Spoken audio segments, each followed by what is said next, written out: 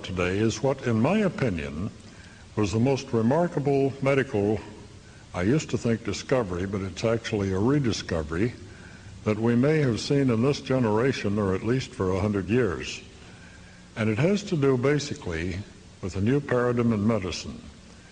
And that paradigm, which emerged at Albert Einstein College of Medicine in New York City in the spring of 1990, was that all disease-causing bacteria, microbes, germs, pathogens, parasites, and viruses are completely controllable by electrification of the blood.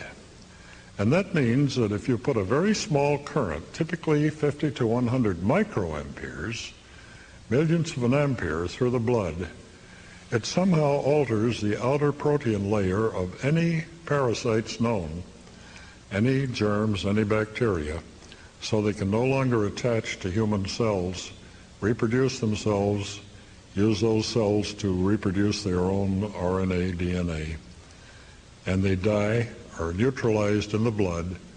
The body flushes them out through the kidneys, the liver, the lymph, and you're well.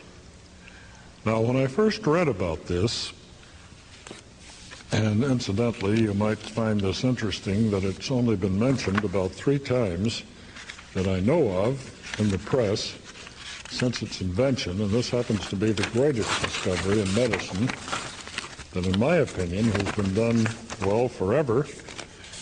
The first article on this was in the March 20th, 1991 Science News, page 247, and it announced that Dr. Stephen Kali, K-A-A-L-I, and his colleagues at Albert Einstein College of Medicine had discovered that if they put a couple of wires in a Petri dish containing a high concentration of human blood and HIV, that the HIV virus could no longer attach to those cells.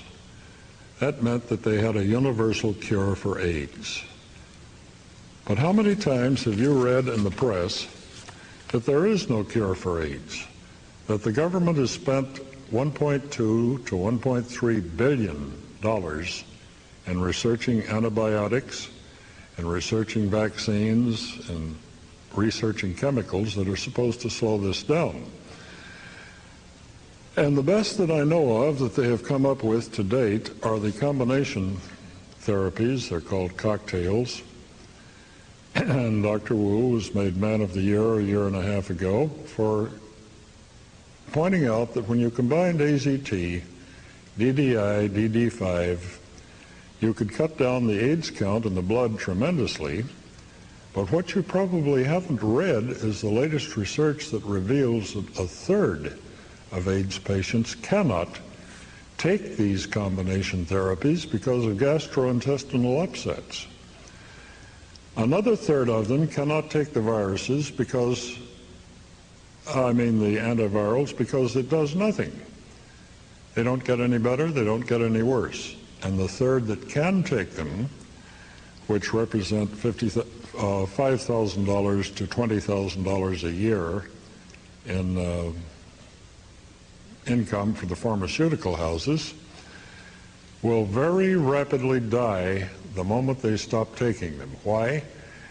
Because the viruses left in the blood are so virulent that they have the power of overpowering the patient in just a few days, and they will die of HIV of a much more virulent form. Don't forget, the HIV mutates very, very rapidly, one of the most rapidly mutating retroviruses known.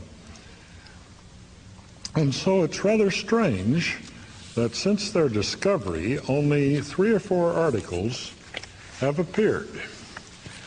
An interesting article did appear in the Houston Post on Wednesday, March 20th, 1991, in which they announced the discovery. And then later, in Longevity magazine, December 1992, page 14, in which Dr. Kali and his colleagues tried to backtrack the discovery, and they say right in this article that it will not be ready for 15 years. because it hasn't been researched. The truth is, it has been researched, it does work, it can be applied today. So this 15 years appears to me to be the product of suppression of the information. Somebody doesn't want this information out here, and if people have accidentally heard about it, they've got to tell them, no, it's not ready yet, it doesn't work, etc.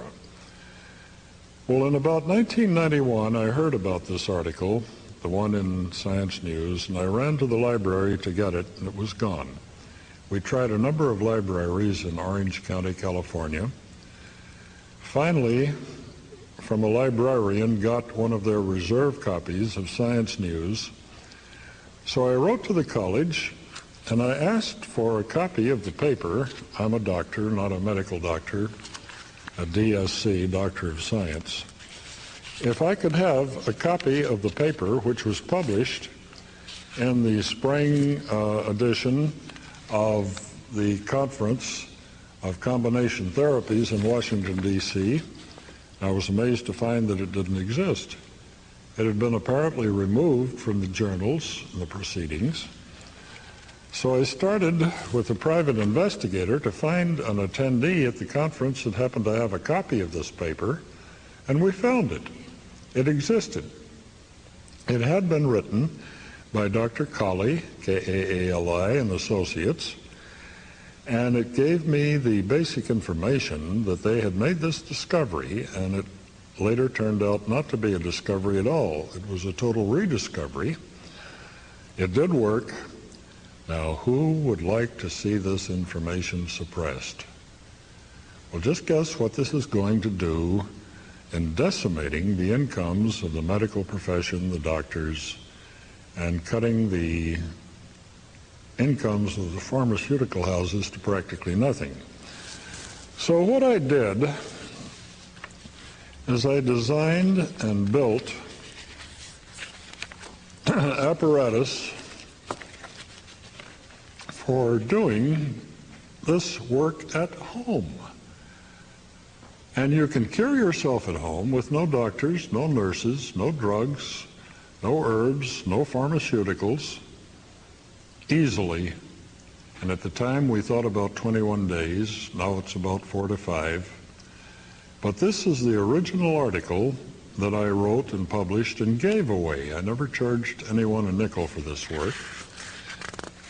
And because 10-year-old kids who were computer nerds could build it, but some people couldn't, we published a complete parts list, which you take to Radio Shack, put on the counter, and if you don't know what a resistor is, you let the clerk get it for you, and it costs 15 cents. 100K pot costs $1.34, etc. But with this complete parts list, and any 10-year-old kid who knows which end of a soldering iron to hold, you can cure yourself. Now this is pretty remarkable because the message here is basically take back your power. You yourself have the sovereign power over controlling any infectious disease. Now, diabetes is not considered an infectious disease, multiple sclerosis, etc., etc., etc., broken bones. But if your disease is based on any infection from any known or unknown parasite, virus, germ, fungus, it will cure it. But instead of using the word cure, I'm surely supposed to use the word spontaneous remission, because if you use the word cure and you're not a medical doctor, it's a felony in most of the states, including the one where I live. So my goal today is to give all the people who want, and this is about 15% of you, you'd think that anyone wants to get healed, but they don't. Anyone doesn't. 85% of the gross population in this culture, Judeo-Christian background, are known to have a death wish. And if they have a death wish, there's nothing you can do to convince their conscious mind, because the death wish is unconscious, to make the person get better unless he chooses to, he or she. So what you do here